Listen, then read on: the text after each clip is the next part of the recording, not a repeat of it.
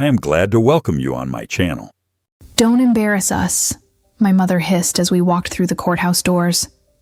Just stay quiet and let the real lawyers handle this. I didn't respond. I just kept walking, my heels clicking against the marble floor with a confidence I'd spent years building. My father wouldn't even look at me, his eyes fixed on some point in the distance, like I was a stain he couldn't bear to acknowledge. Nothing new there. My name is Anna. I'm 31 years old, and for most of my life, I've been the family disappointment. The dropout. The failure. The one they pretended didn't exist when relatives asked about their children. We were at the courthouse in Omaha, Nebraska, because my parents were trying to evict their tenant, a woman named Claire who had the audacity to ask for repairs before paying rent on a building that was falling apart. My parents owned 3 rental properties, all inherited from my grandfather, and they ran them like feudal lords collecting taxes. Claire had been living in one of their apartments for 2 years, always paying on time, until the ceiling started leaking and black mold appeared in her daughter's bedroom. She'd withheld rent and asked for the repairs to be done first. My parents responded by filing for eviction. She signed a contract. My mother had ranted over the phone 2 weeks ago. She doesn't get to just stop paying because she's picky about a little moisture. A little moisture. That's what she called black mold. I'd heard about the case through my younger sister, Melissa, who still lived at home despite being 28. She'd mentioned it casually during one of our rare phone calls, not knowing I'd spent the last 7 years clawing my way through law school, working 3 jobs, sleeping in my car more times than I could count, and finally passing the bar exam. I'd done it all alone, without a single dollar or word of encouragement from them. They didn't even know I'd gone to college, let alone become an attorney. The day I'd walked out of their house at 19, my father had thrown my belongings onto the front lawn. "You're nothing," he'd shouted.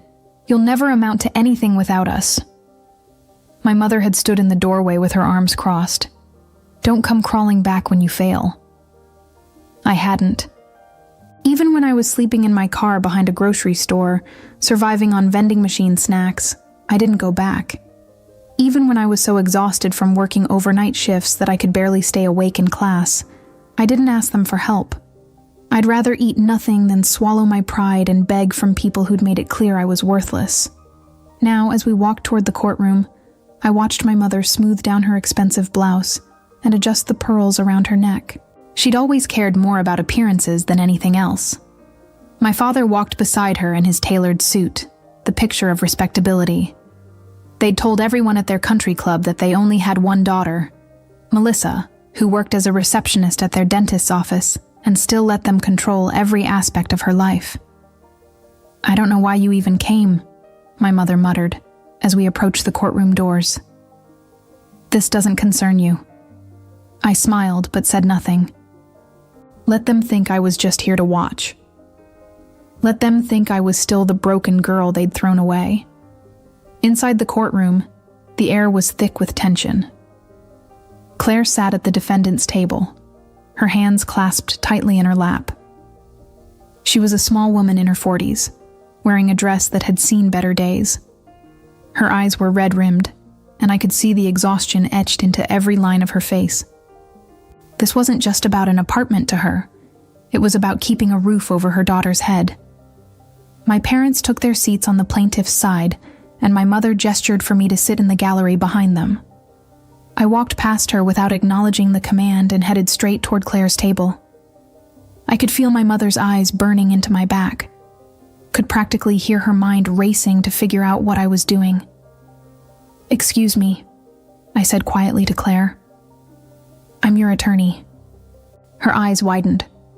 I couldn't afford an attorney. I was going to represent myself. "Consider this pro bono," I said, setting my briefcase down. "I've reviewed your case, and you have every right to withhold rent until those repairs are made. Your landlords violated the implied warranty of habitability." Behind me, I heard my mother's sharp intake of breath. My father's voice came next, low and furious. "What the hell do you think you're doing?" I turned to face them, and for the first time in 12 years, I looked my parents directly in the eye. I'm doing my job. My mother's face had gone pale, then red. You can't be serious. You're not a lawyer. Actually, I am. I pulled out my bar card and held it up. I passed the bar exam 2 years ago. I've been working at a firm downtown, mostly handling tenant rights cases. This is exactly my area of expertise. My father stood up, his hands clenched into fists. This is ridiculous. You dropped out of community college. You're a homeless bum we threw out for being a waste of space. I was homeless for a while, yes, I said calmly. Thanks to you. But I worked my way through school. I graduated from college, then law school. I did it all without a single cent from you. The judge entered before my father could respond, and everyone scrambled to their seats. Judge Patricia Holbrook was in her 60s, with steel gray hair and a no-nonsense demeanor that made even experienced attorneys nervous. She looked over the courtroom, her eyes settling on me with a flicker of recognition. "Counsel, please approach," she said. I walked up to the bench, and my parents' attorney, a man named Gerald who charged $500 an hour, joined me. Judge Holbrook looked between us, then down at the papers in front of her. "I see we have representation for the defendant now," she said. "Counselor Anna Thompson, Your Honor," I said. "I'm representing Claire Mitchell in this matter." Judge Holbrook's eyebrows rose slightly. "Anna Thompson. I thought that name looked familiar. Didn't you argue the Riverside Apartments case last year?" "Yes, Your Honor." "You won that case, if I recall. The tenants got everything they asked for: repairs, rent reimbursement, and damages." "That's correct, Your Honor." She looked at my parents, then back at me, and something shifted in her expression. "This should be interesting. Let's proceed." As I walked back to my table, I caught my mother's expression. Pure horror mixed with disbelief. My father looked like he'd been slapped. Melissa, sitting behind them, had her hand over her mouth, her eyes wide. I sat down next to Claire, who was staring at me like I'd just walked on water. "Thank you," she whispered. "I don't know how to thank you. Just tell the truth when you're asked questions," I said. "That's all you need to do." Gerald stood up first, presenting my parents' case. He painted Claire as a difficult tenant who was looking for excuses not to pay rent, who was making mountains out of molehills regarding minor maintenance issues.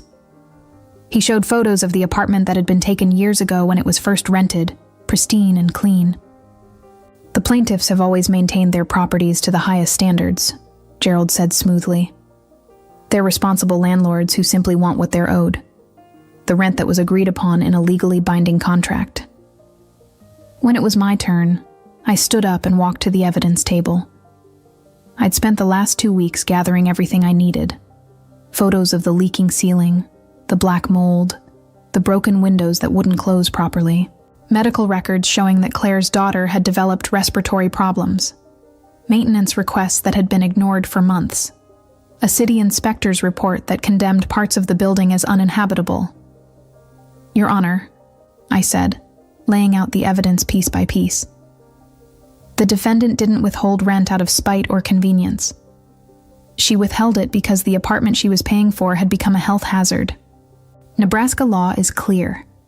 Landlords must maintain properties in a condition fit for human habitation. When they fail to do so, tenants have the legal right to withhold rent until repairs are made." I walked the judge through every violation, every ignored request, every broken promise. My parents had collected rent for months while knowing the building was falling apart.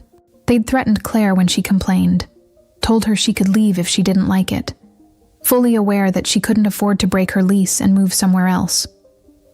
"This isn't about a difficult tenant," I said. "This is about landlords who saw their tenants as nothing more than a revenue stream, who cared more about collecting money than ensuring the people living in their buildings were safe." Judge Holbrook listened intently, making notes, asking pointed questions. When I showed her the medical records for Claire's daughter, I saw her jaw tighten. "Counselor," she said to Gerald, Did your clients know about the mold? Gerald shuffled his papers. They were aware of some moisture issues, but did they know about the mold? She repeated. Yes, Your Honor, but they dispute that it was as severe as the tenant claims. The city inspector's report says otherwise. Judge Holbrook looked at my parents, and her expression was one of barely concealed disgust. In fact, it says the entire unit should have been vacated months ago. My mother opened her mouth to speak, but my father grabbed her arm, stopping her. Judge Holbrook turned back to me. Continue, counselor. I presented the rest of my evidence, building the case brick by brick. By the time I finished, there was no doubt in anyone's mind that my parents had been negligent landlords at best, and criminally negligent at worst. They'd put a child's health at risk for the sake of collecting $1,200 a month. Your Honor, I said in closing, my client isn't asking for much. She's asking for what she's legally entitled to, a safe place to live. She's asking for repairs to be made, for the conditions that forced her to withhold rent to be remedied. And she's asking for reimbursement for the medical expenses her daughter incurred as a direct result of living in an unsafe environment. I sat down, and Claire reached over to squeeze my hand. Her eyes were filled with tears, but they were tears of relief, not despair. Judge Holbrook looked at my parents for a long moment. I'll be honest with you, she said. I've seen a lot of landlord-tenant disputes in my years on the bench, but this is one of the more egregious cases I've encountered. My mother's face had gone from red to white. My father looked like he wanted to sink into the floor. I'm ruling in favor of the defendant, Judge Holbrook continued. Not only will the eviction be dismissed, but the plaintiffs will be required to make all necessary repairs within 30 days. Additionally, they will reimburse the defendant for 3 months of rent and all medical expenses related to her daughter's respiratory issues. And just so we're clear, if these repairs aren't completed to code within the specified timeframe, I will personally refer this case to the city for further action. She banged her gavel, and it was over. Claire broke down sobbing, thanking me over and over. I helped her gather her things, walking her out of the courtroom while she clung to my arm like I was her lifeline. Behind us, I could hear my parents arguing with Gerald in hushed, furious voices. Outside the courtroom, Claire hugged me tightly. You saved us, she said. I don't know how I'll ever repay you. You don't have to, I said. Just take care of your daughter. She left, still crying, and I stood there for a moment, letting the weight of what had just happened settle over me. 12 years. 12 years of being told I was worthless, of being treated like I didn't exist, of fighting every single day to prove that I was more than what they said I was. And now, in one afternoon, I'd proven them wrong in the most public way possible. I was gathering my things when I heard footsteps behind me. I turned to find my mother standing there, her face contorted with rage. How dare you, she spat. How dare you humiliate us like that? I did my job, I said calmly. Your job? You call destroying your own family your job? You're not my family, I said. The words came out flat, emotionless. You stopped being my family the day you threw me out with nothing. My father appeared beside her, his face purple with anger. You ungrateful little... I'm not the one who should be ashamed here. I cut him off. You put a child's health at risk because you were too cheap to fix a leaking roof. You're lucky Judge Holbrook didn't refer you for criminal charges. We raised you, my mother said, her voice breaking. We gave you everything. I laughed, a bitter sound that echoed in the empty hallway. You gave me nothing. Everything I have I earned on my own. And you know what? I'm glad you threw me out. Because it taught me exactly who you are. People who care more about money and appearances than about doing what's right. I walked past them, my head held high, leaving them standing there in their expensive clothes with their shattered pride. But even as I walked away, I knew this wasn't over. Because my mother never let anything go, and neither did my father. I drove back to my office in a daze, replaying the entire scene in my head. The look on Judge Holbrook's face when she recognized me. The horror in my parents' eyes when they realized I wasn't the failure they'd convinced themselves I was. The gratitude in Claire's voice when she thanked me. It all felt surreal, like I was watching someone else's life unfold. The firm I worked for, Kestrel & Associates, was located in a renovated warehouse downtown. It wasn't fancy. Exposed brick walls, secondhand furniture, mismatched coffee mugs in the break room. But it was home. The senior partner, Diane Kestrel, had given me my first real break after I passed the bar exam. She'd seen something in me during the interview. Something that made her willing to take a chance on a woman with no connections and a resume that included lived in a car as a gap year experience. I'd been working there for 2 years, taking on cases that bigger firms wouldn't touch. Tenant rights, workers' compensation, disability claims, the kind of law that didn't make anyone rich but helped people who desperately needed it. Diane always said we were in the business of leveling playing fields, and I believed her. This job had given me purpose, had shown me that everything I'd suffered through had been worth it if I could use it to help others. When I walked into the office, Diane was waiting in the conference room. She waved me over, and I could tell from her expression that she'd heard about the courtroom victory. Word traveled fast in legal circles. "You did good work today," she said as I sat down. "Claire called me right after court. She was crying so hard I could barely understand her, but she wanted me to know what you did for her." "I just presented the facts," I said. "No." Diane shook her head. "You gave her hope. You showed her that the system could work, that people like her don't have to just accept being trampled on." "That's not nothing, Anna." I felt my throat tighten. "Thank you. But we need to talk about something else." Diane's expression grew serious. "Your parents, they're not going to let this go, are they?" "No," I admitted. "They're not." "Do you think they'll retaliate?" "I know they will." I thought about the look in my mother's eyes, the rage and humiliation. They'll try to discredit me, try to ruin my reputation. They have money and connections. They'll use both. Diane was quiet for a moment. "We'll deal with it when it comes. But Anna, you need to be prepared. People like your parents, when they feel cornered, they can be dangerous. Not physically necessarily, but they'll go after everything you've built." "I know," I said, "but I couldn't just stand by and watch them hurt people. Not anymore." "I understand. And for what it's worth, I'm proud of you. What you did today took courage." After Diane left, I sat in the conference room alone, staring out the window at the Omaha skyline. The sun was setting, painting everything in shades of orange and gold.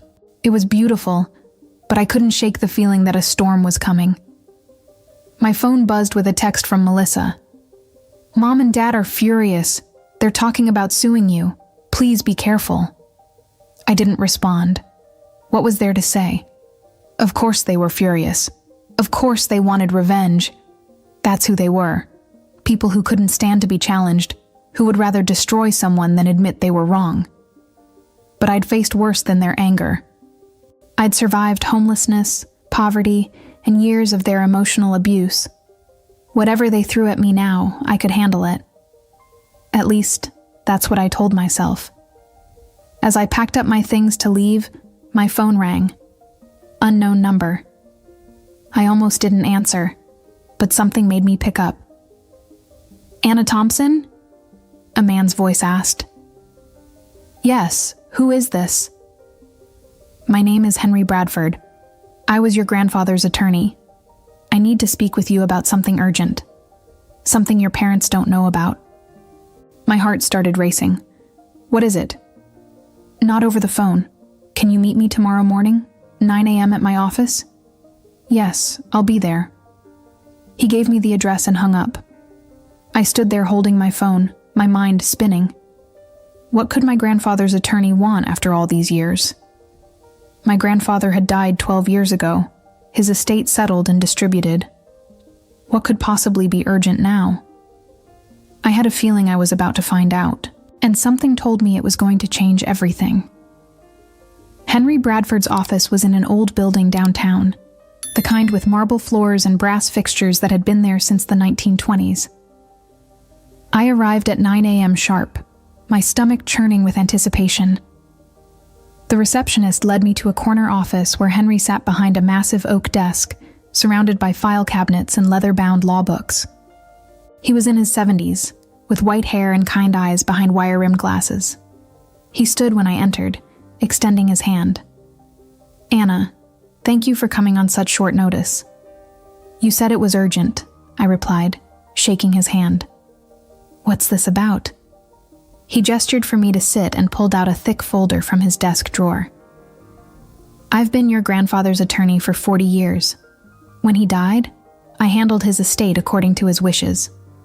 But there was one provision in his will that was kept sealed, a provision that could only be opened under specific conditions." My pulse quickened. "What kind of provision?" "Your grandfather loved you very much, Anna. He saw how your parents treated you, and it broke his heart, so he made arrangements to protect you." Henry opened the folder and slid a document across the desk. "He established a trust fund in your name, $50,000 to be released when you turned 30 or when you obtained a professional degree, whichever came first." I stared at the document, unable to speak. $50,000? It was more money than I'd ever had, more than I'd ever imagined having. "You passed the bar exam 2 years ago," Henry continued. "That met the conditions. The money has been sitting in trust, accumulating interest. It's now worth nearly $60,000. Why didn't you tell me sooner?" My voice came out as a whisper. "Your grandfather's instructions were explicit.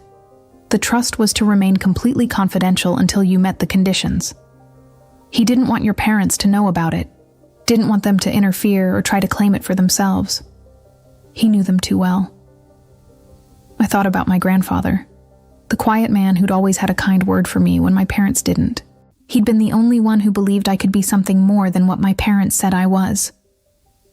"There's something else," Henry said, pulling out an envelope. "Your grandfather wrote you a letter. He asked me to give it to you when the time came." My hands trembled as I opened the envelope. Inside was a single sheet of paper covered in my grandfather's careful handwriting. "Dear Anna, if you're reading this, then you've done what I always knew you could do. You've made something of yourself despite everything they've thrown at you. I'm proud of you, even though I won't be there to tell you in person. I know your parents have made your life difficult. I've watched them favor your sister, watched them tear you down whenever you tried to rise. It broke my heart, but I couldn't change them. All I could do was try to give you a foundation to build on. This money isn't a solution to all your problems, but it's a start. Use it wisely. Build the life you deserve. And remember, you are worth more than they will ever understand. There's one more thing I need you to know. I was planning to change my will completely, to leave you half of everything, half the properties, half my savings. You deserved it more than they did, but I ran out of time. Be careful, Anna. Your parents are not good people. They care more about money than anything else, even family. Don't let them destroy you. You're stronger than they are. Love always." Grandpa tears streamed down my face as I read the letter. My grandfather had wanted to give me more. He'd been planning to change his will, to make sure I was truly taken care of. But he died before he could do it.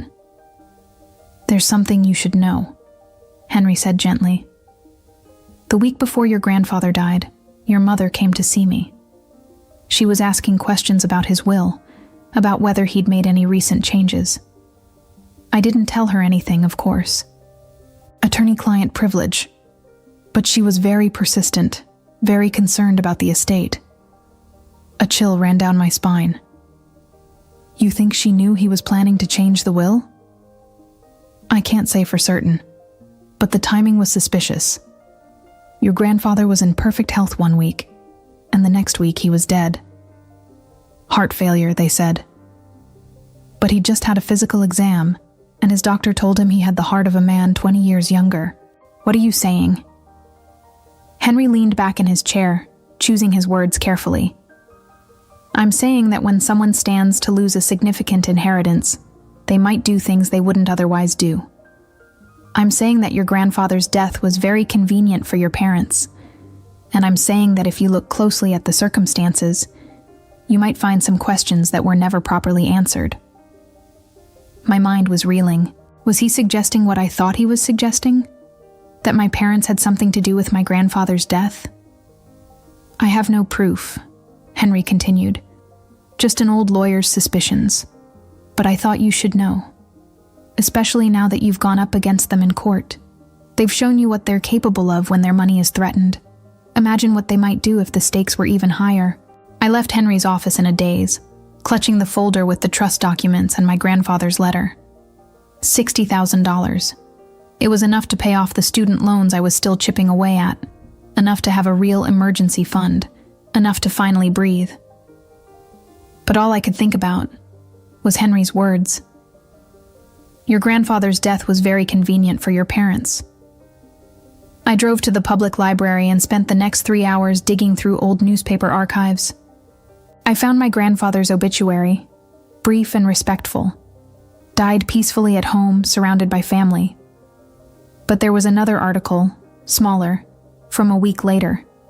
A letter to the editor from my grandfather's longtime physician, Dr. Russell Hayes, expressing shock at the sudden death of a patient he'd just examined and declared healthy. I found Dr. Hayes' contact information and called his office.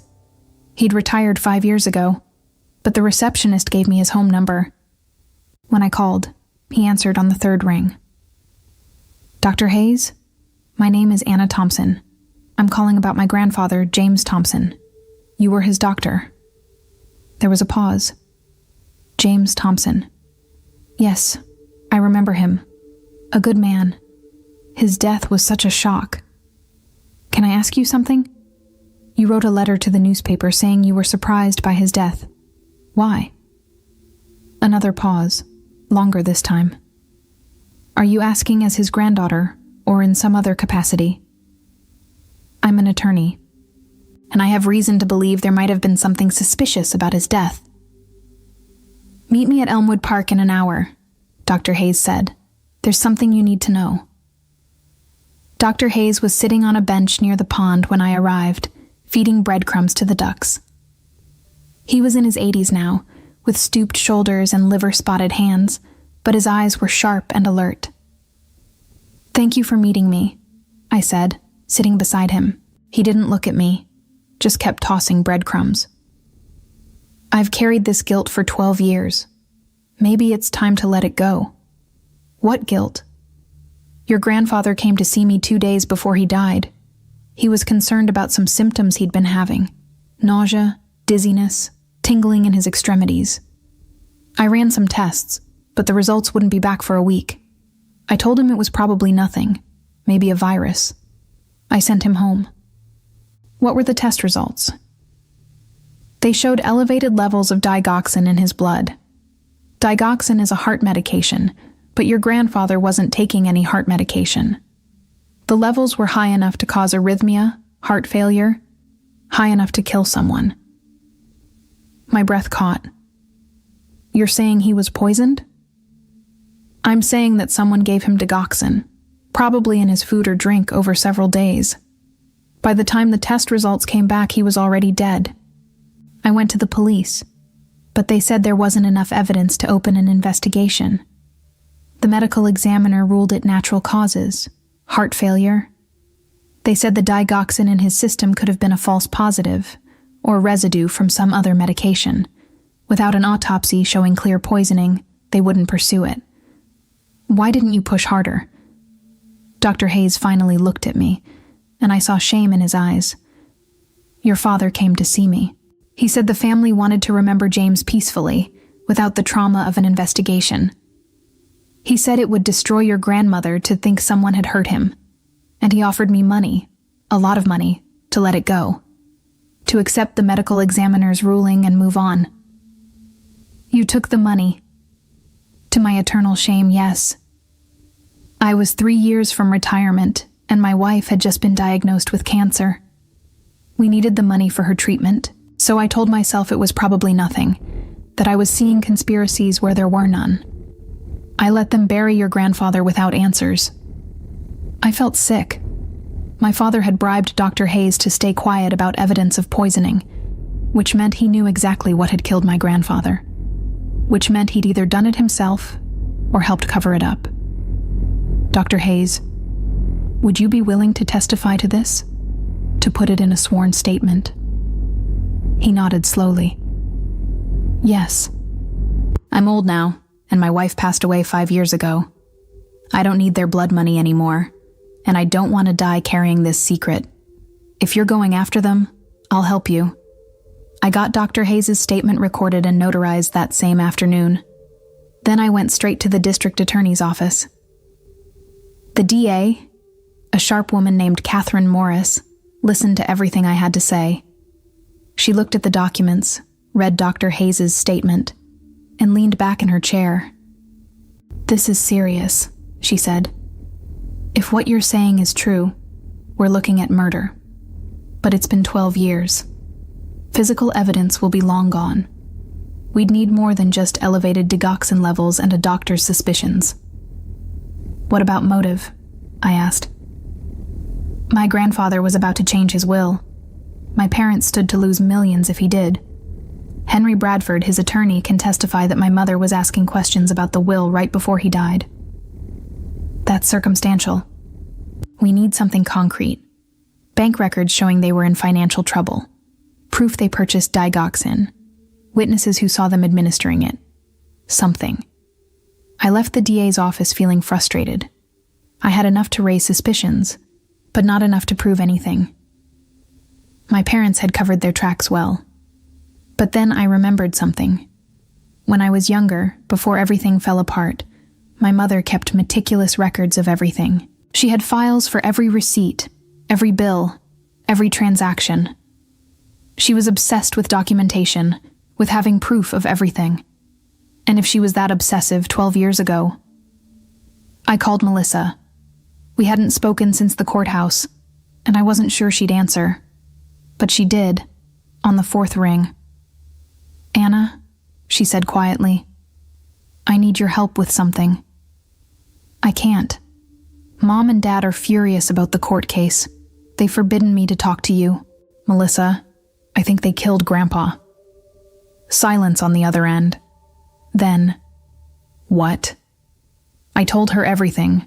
The trust fund, Henry's suspicions, Dr. Hayes' statement about the digoxin poisoning. I told her about my grandfather's plans to change his will, about my mother's suspicious visit to Henry's office, about the bribe to Dr. Hayes. That's impossible, Melissa said, but her voice wavered. They couldn't. They put a child's health at risk to save money on repairs, I said. They threw me out onto the street when I was 19. They sued me for emotional distress when I stood up to them. What makes you think they're above murder? But Grandpa, he was their father. He was also worth $2 million, and they were about to lose half of it. Melissa was quiet for a long time. Then she said, What do you need from me? Mom keeps records, right? Financial documents, receipts, everything. Does she still have files from 12 years ago? Yes. She keeps everything in the storage room in the basement. It's all organized by year. I need you to look for anything from the months before Grandpa died. Bank statements, credit card bills, pharmacy receipts. Anything that might show they were in financial trouble, or that they purchased digoxin. Anna, I can't just go through their private files. Yes, you can, because if I'm right, they murdered our grandfather for money, and they've spent the last 12 years living off that blood money while letting everyone think he died naturally. Don't you want to know the truth?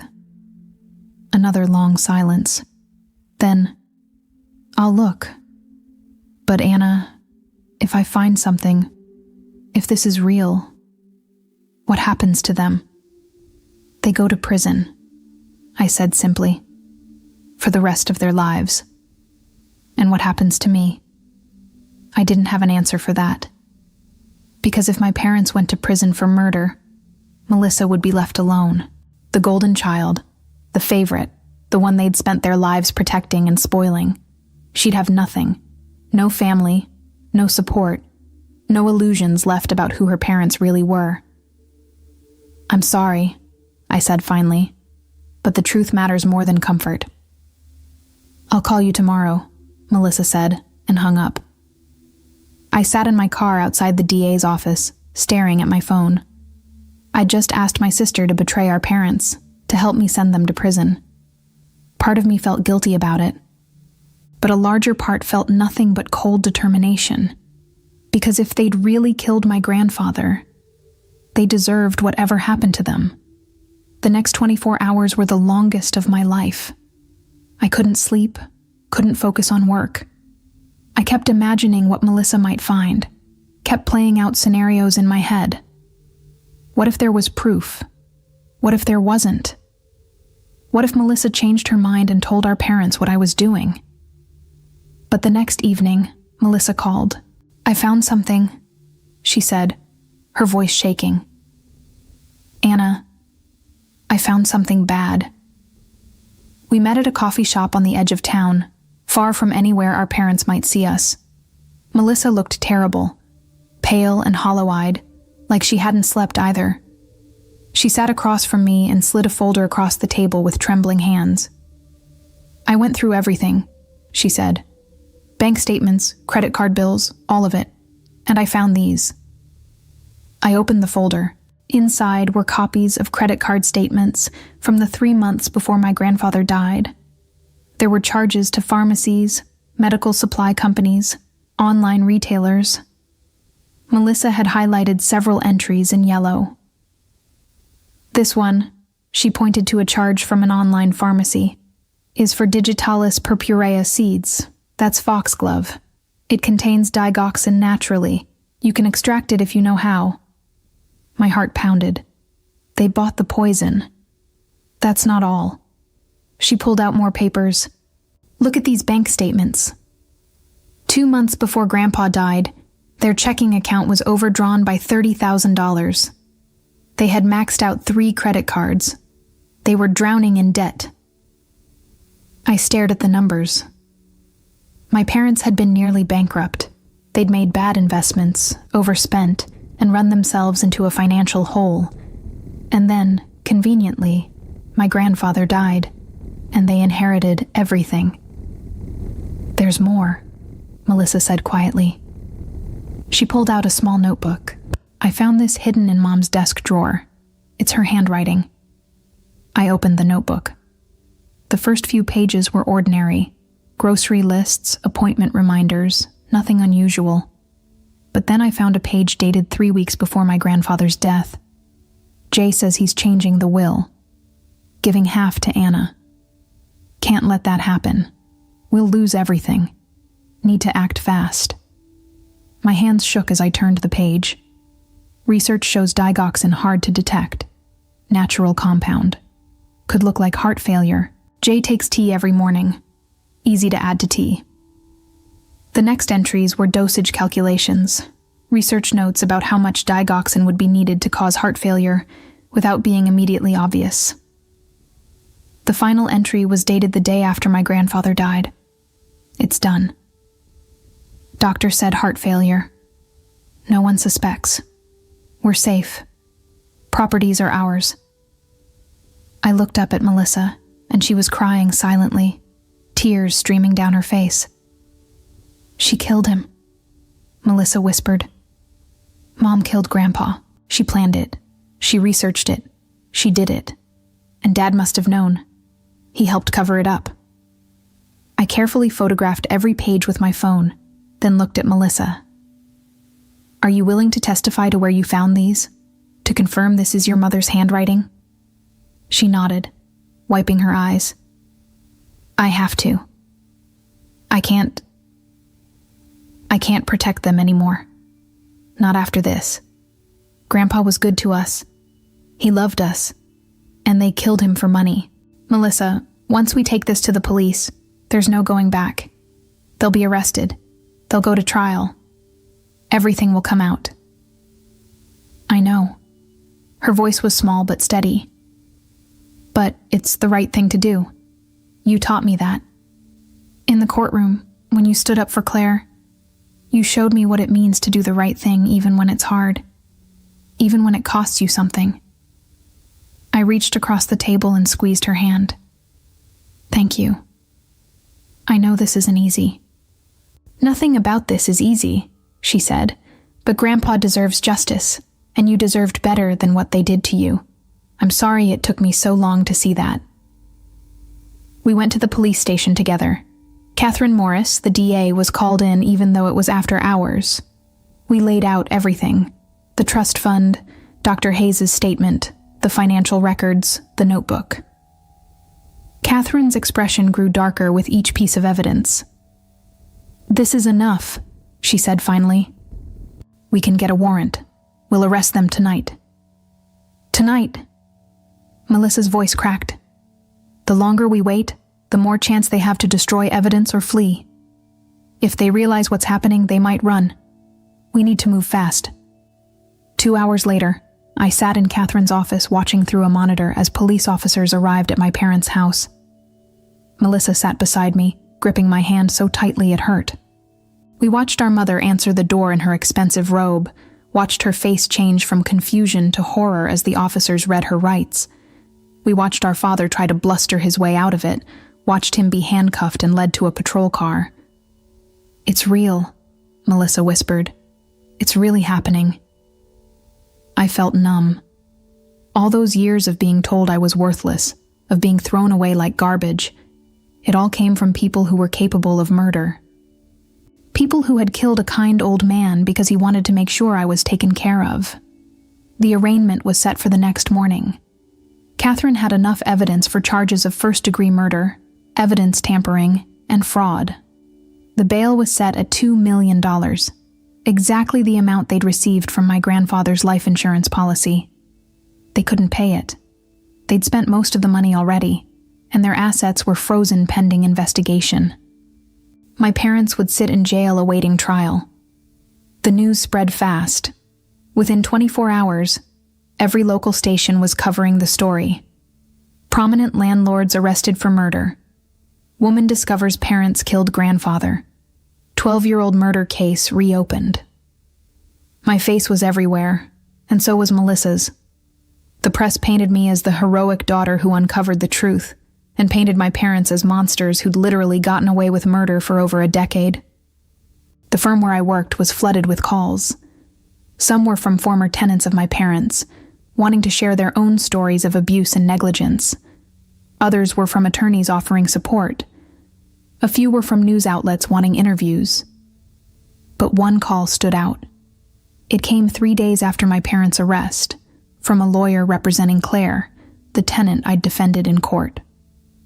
Anna, you need to know something, the lawyer said. After your parents were arrested, 3 other tenants came forward.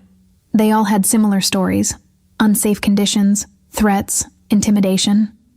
But one of them, a man named Thomas, said your father threatened him last year. Told him if he didn't drop his complaints about a broken furnace, he'd end up like your grandfather. Thomas thought it was just a figure of speech, but now it sounds like a confession. I finished. Exactly. Thomas is willing to testify. This could strengthen the prosecution's case even more. I thanked the lawyer and hung up. My father had practically admitted to murder, had used my grandfather's death as a threat. The arrogance of it, the absolute certainty that they'd gotten away with it and would never be caught. It made me sick. That evening, Melissa and I met at my apartment. She'd moved out of our parents' house, was staying with a friend while she figured out her next steps. She looked lost and broken, but there was something else in her eyes too, a kind of clarity she'd never had before. I keep thinking about all the signs I missed, she said, or maybe didn't want to see. The way they talked about Grandpa after he died, like they were relieved more than sad. The way they spent money so freely right after the inheritance came through. How they always discouraged me from asking questions about his death. "You were young," I said, "and they were your parents. You trusted them. I shouldn't have. I should have questioned things.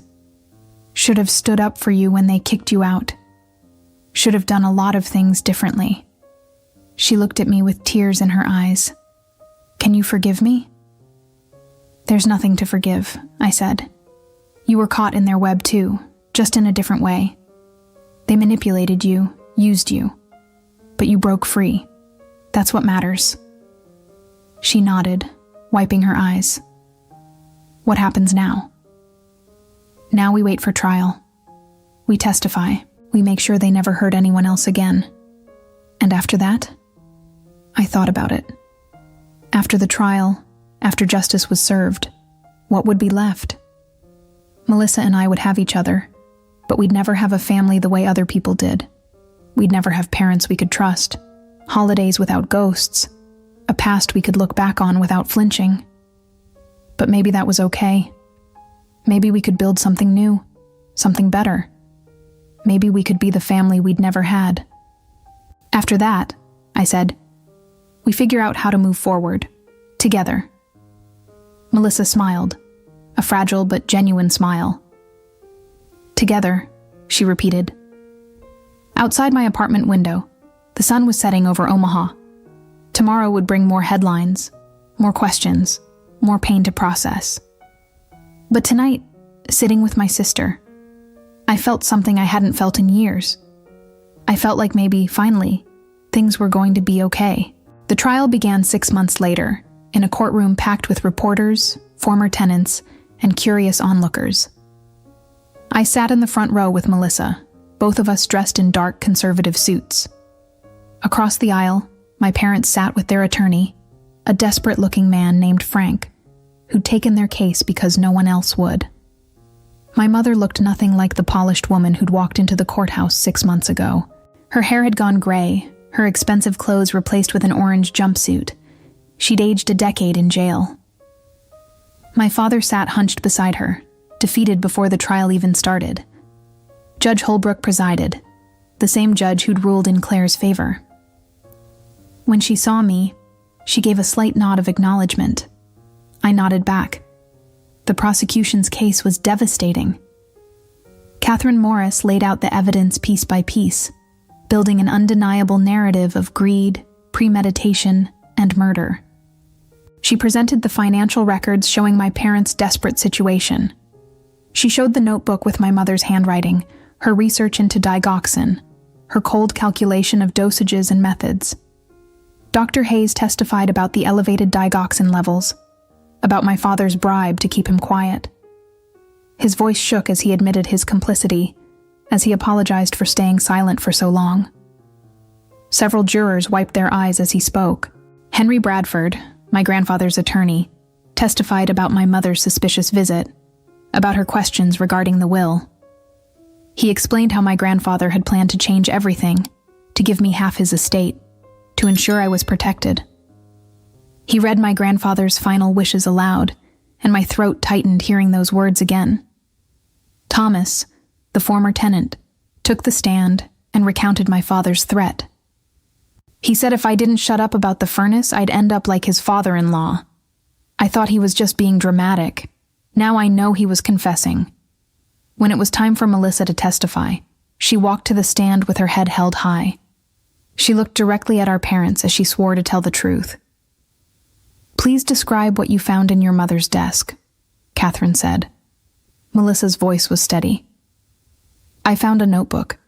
In her handwriting. It detailed plans to poison my grandfather with digoxin extracted from foxglove seeds. It included dosage calculations and notes about how to administer it without detection. The final entry stated that it was done, that he died as planned, and that they were safe." My mother's attorney tried to object, tried to claim the notebook could have been planted or forged, but handwriting experts had already confirmed it was my mother's writing. There was no disputing it. "Why did you come forward with this evidence?" Catherine asked. Melissa looked at me, then back at the jury. Because my grandfather was a good man who loved us. He didn't deserve to die for money. And my sister didn't deserve to be thrown away like garbage because our parents were greedy. The truth matters more than protecting people who don't deserve protection. My mother started crying then, loud, theatrical sobs. But no one in that courtroom had sympathy for her. The jury's faces were stone. When it was my turn to testify, I walked to the stand feeling strangely calm. I'd been preparing for this moment for months, but now that it was here, I felt detached, like I was watching myself from a distance. Catherine asked me to describe my relationship with my parents, and I told the truth. All of it. The favoritism, the abuse, the day they threw me out, the years of homelessness and struggle, the way they'd tried to destroy my career when I dared to stand up to them. Why do you think they treated you this way? Catherine asked. Because I represented something they couldn't control, I said. Because my grandfather loved me, and they couldn't stand that. Because if they acknowledged my worth, they'd have to confront their own cruelty. It was easier to pretend I was worthless than to admit they'd failed as parents. My mother's attorney cross-examined me, trying to paint me as vindictive, as someone with an axe to grind. Isn't it true that you've hated your parents for years? That you've wanted revenge since they kicked you out? I didn't hate them, I said. I was hurt. There's a difference. And I didn't want revenge. I wanted justice for their tenant, for my grandfather, for all the people they'd hurt. If that happened to bring consequences down on them, that's because of their choices, not mine. But you benefit from this, don't you? If they're convicted, you inherit everything. I don't want their money, I said, and I meant it. I never did. I built my own life without them. The inheritance can go to their victims, the tenants they abused, the people they hurt. I just want them held accountable. The prosecution rested, and Frank tried to mount a defense. He called character witnesses who testified that my parents were upstanding citizens, generous donors to charity, pillars of the community. But it all rang hollow against the mountain of evidence. When my mother took the stand in her own defense, she claimed the notebook was just dark fiction, that she'd been writing a crime novel, and those were story notes. No one believed her. The trial lasted 3 weeks.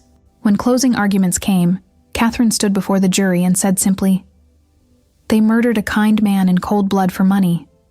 They poisoned him slowly, watched him suffer, and felt no remorse. They've spent 12 years living off blood money while his granddaughter slept in her car. Justice demands a verdict of guilty." The jury deliberated for 4 hours. When they returned, the forewoman stood. "On the count of first-degree murder, how do you find?" "Guilty." My mother collapsed, wailing. My father sat motionless, staring at nothing. "On the count of evidence tampering, how do you find?" "Guilty." "On the count of fraud?" "Guilty." Judge Holbrook set sentencing for 2 weeks later. As the bailiffs led my parents away, my mother turned and looked at me.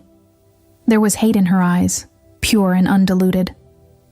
I looked back at her and felt nothing. Sentencing day arrived cold and gray, matching the somber mood in the courtroom. Judge Holbrook looked down at my parents with an expression of profound disappointment. "I've been on the bench for 27 years, she said. "I've seen every kind of crime, every kind of criminal. But what you did stands out for its sheer callousness. You murdered your own father, your children's grandfather, for money. You calculated the dosage, administered the poison, and watched him die.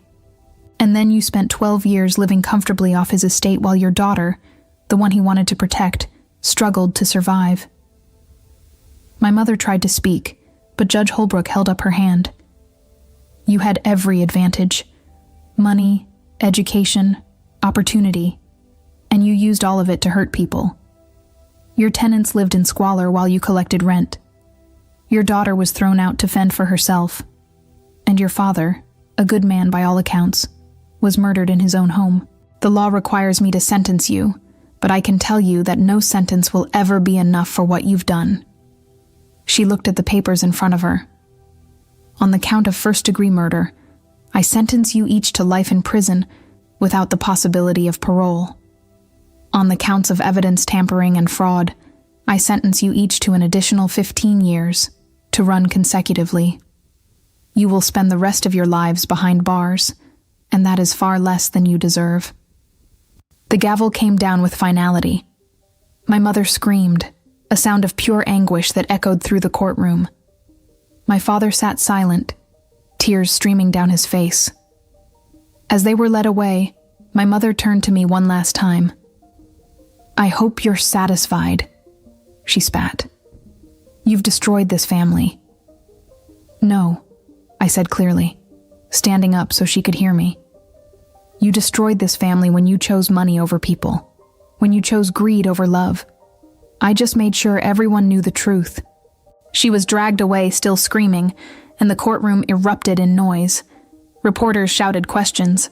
Former tenants cheered. Melissa grabbed my hand and squeezed it tight. Outside the courthouse, Catherine Morris held a press conference. Today, justice was served for James Thompson and for all the victims of Helen and Robert Thompson's greed. This case demonstrates that no one is above the law, that wealth and status cannot protect you when you commit crimes. I want to especially commend Anna Thompson and Melissa Thompson for their courage in coming forward, for choosing truth over family loyalty. Reporters turned to me, shoving microphones in my face. "How do you feel seeing your parents sentenced to life?" "Relieved," I said honestly. "Not happy, not triumphant. Just relieved that they can't hurt anyone else." "Will you accept the inheritance?" "No. Everything they have will go to a fund for their former tenants, the people they actually hurt and exploited. That's what my grandfather would have wanted." "What's next for you?" I thought about it. I'm going to keep doing what I've been doing, helping people who need legal representation but can't afford it, making sure landlords are held accountable, trying to make the system work for people who usually get trampled by it. That night, Melissa and I went to my grandfather's grave. We hadn't been there together since the funeral 12 years ago. The headstone was simple. James Thompson, beloved father and grandfather. 1940-2013. "We got them, Grandpa," Melissa said softly, kneeling by the stone. "They're going to pay for what they did to you." I knelt beside her. "I'm sorry it took so long. I'm sorry you didn't get to see me become an attorney, didn't get to see me prove them wrong. But I hope you know I never forgot what you told me, that I was worth more than they said." You were right. We sat there for a while in silence, the cold wind rustling through the bare trees. Finally, Melissa spoke. "What happens to us now? We're orphans in a way. No parents, no family except each other." "We build something new," I said. "Something better. We become the family we never had." "I'd like that." She smiled, a real smile this time. "You know, I've been thinking about going back to school, maybe becoming a paralegal, working with you at the firm. Diane would love that. We're always short-staffed." "It's strange," Melissa said. "I spent my whole life trying to be what they wanted. The perfect daughter, the obedient one. And it was all for nothing. They didn't really love me. They just loved that I was easy to control." "They were incapable of real love," I said. "That was their failing, not yours, and not mine. We deserved better parents. Grandpa knew that." We left flowers on the grave, violets, his favorite. As we walked back to the car, I felt something shift inside me. The anger that had driven me for so long, the need for vindication, the burning desire to prove myself. It was fading. Not gone entirely, but quieter now. Manageable. "Anna," Melissa said as we drove away. "Thank you for not giving up, for fighting, for showing me what courage looks like." "You showed courage too," I said. Coming forward with that evidence, testifying against them, that took strength I'm not sure I would have had in your position. We were both strong, she said, just in different ways, but we're stronger together. I smiled. Yeah, we are.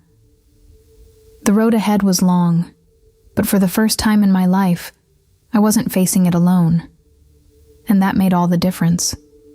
3 months after the sentencing, I stood in the conference room at Kestrel & Associates, looking at the faces of 23 former tenants of my parents' properties. They'd all come at my invitation to learn about the restitution fund that had been established. The court has ordered the liquidation of all assets belonging to Helen and Robert Thompson, I explained. The 3 rental properties have been sold. Personal assets, investments, everything. After legal fees and court costs, there's approximately $1.8 million remaining. That money will be divided among all verified victims, tenants who suffered due to unsafe living conditions, people who paid medical bills because of their negligence, anyone who was harmed by their actions. Claire, the woman whose case had started everything, raised her hand. How much will each person get? It depends on the severity of harm and documentation of damages, but we estimate between $30,000 and $70,000 per person. Some will get more if they can prove significant medical expenses or ongoing health issues. A man in the back stood up. That money should go to you. You're the one who brought them down. You sacrificed everything to get justice. I shook my head. I didn't do this for money. I did it because it was right. This money belongs to the people they hurt. I have my grandfather's trust fund. That's more than enough. The meeting continued for another hour, with people sharing their stories, crying, hugging each other. These were people who'd been victimized and silenced, who'd thought no one cared about their suffering. Now they were being heard, being compensated, being vindicated.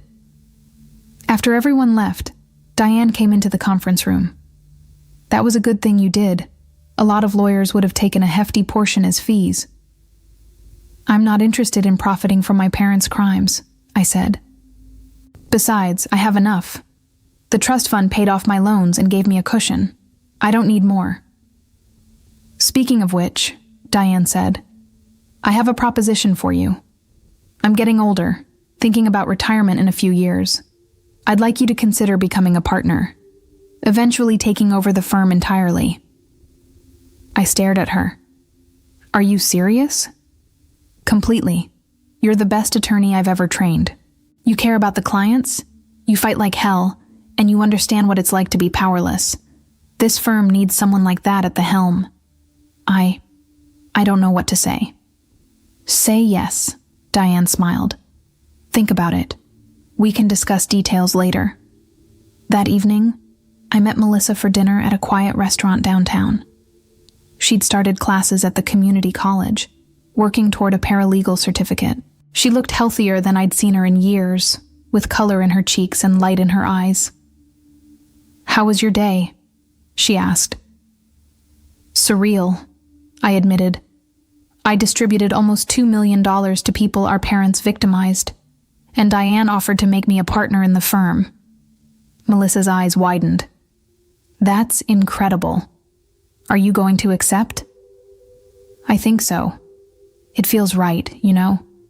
Like everything I went through led to this. Grandpa would be proud, she said softly.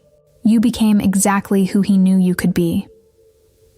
We ordered our food and talked about normal things, her classes, my cases, whether we should adopt a cat from my apartment.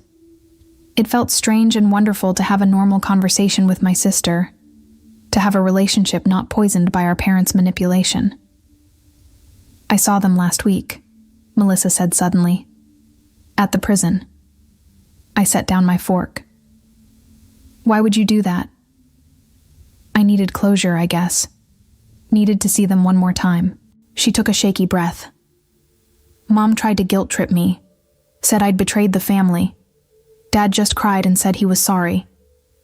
But neither of them actually took responsibility. Even now, even after everything, they can't admit they were wrong. Some people never do, I said. They're too broken, too twisted by their own choices. But that's not your burden to carry anymore. I know. She smiled. I'm not going back. That was goodbye. For good this time. We finished dinner and walked through downtown Omaha, past the old courthouse where this had all started.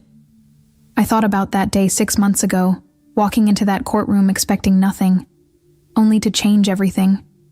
I thought about my mother's disgust, my father's dismissal, the judge's surprise when she recognized me. I thought about how far I'd come from the 19-year-old sleeping in her car, from the girl told she'd never amount to anything. Do you ever wish things had been different? Melissa asked. That we'd had normal parents, a normal childhood? Sometimes, I admitted. But then I think about who I became because of what I went through. The empathy I have for people who are struggling, the drive to fight for justice, the understanding that systemic problems hurt real people. Would I have that if I'd grown up comfortable and privileged? I don't know. So you're saying you're grateful for the trauma? Melissa raised an eyebrow. I laughed. No. I'm saying I'm grateful for who I became in spite of it. There's a difference. We stopped at a coffee shop, the same one where Melissa had first shown me the evidence of our grandfather's murder. So much had changed since that day. So much had been revealed, destroyed, rebuilt. I have something for you, Melissa said, pulling an envelope from her purse. I've been holding on to this. It's another letter from Grandpa. Henry Bradford gave it to me after the trial. He said Grandpa wanted you to have it when everything was settled. My hands trembled as I opened the envelope. Dear Anna, if you're reading this, then you've uncovered the truth about my death. I suspected your parents might try something. I saw the way they looked at my estate, the calculations in their eyes. That's why I made sure to leave evidence, to give you tools to find justice if something happened to me. I'm so proud of you.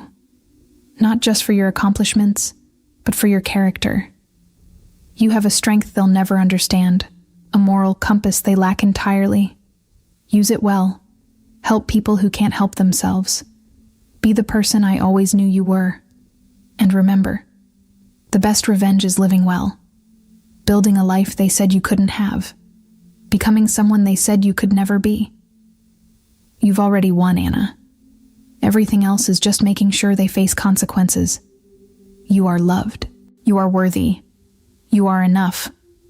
Always, Grandpa, tears streamed down my face as I finished reading.